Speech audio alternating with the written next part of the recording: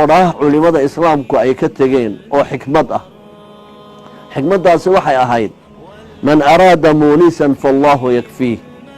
war ninkii weheldoonayo ilaahay baa wehel kuugu filan, wixii kaloo dhani way kugu wacad furayaan, ama adaa ka tegaya ama isagaa kaa tegaya.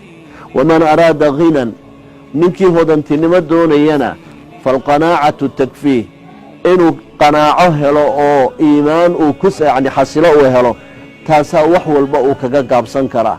laakiin qofka bini aadmiga haddii bayna caynayhi loogu qoro uun faqiir, haddii uu halkaa kaga qoran tahay bayna caynayhi, baahidiisu aanay soo afmeeraynba, waxaan ciidda ahayni kuma filla baa nebi moxamed calayhi salaatu wasalaam. bini aadmi wax kaafiya oo calooshiisa buuxiyaa ma jiro ila turaab, ciid mooyaane. haddii qofka bini aadmigaa buu nebigu yihi calayhi salaatu wasalaam la siin lahaa waadin min dahab, haddii tog dhan oo dahaba la siin lahaa latamanaa biukhraa, mid kaluun buu raadin lahaa. intani cimrigiisiyo weligeedba way ku fillaan lahayd, haddana ma lahaan. haddaba maxaa ku qanciya?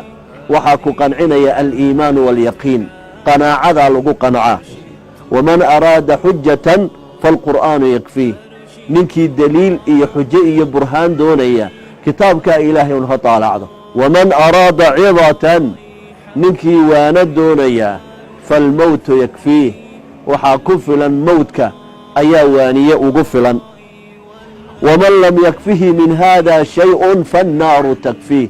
waxay odhan jireen culimmadu, intaa aynu soo sheegnay midna hadday kugu fillaan weydo, nin meel kale loo wataa tahay, nin meel dheer looga yeedhayo ayaa tahay. ninkii baxaya buuraha jinkaa loo bidhbidhiyaa bay idhaahdeen.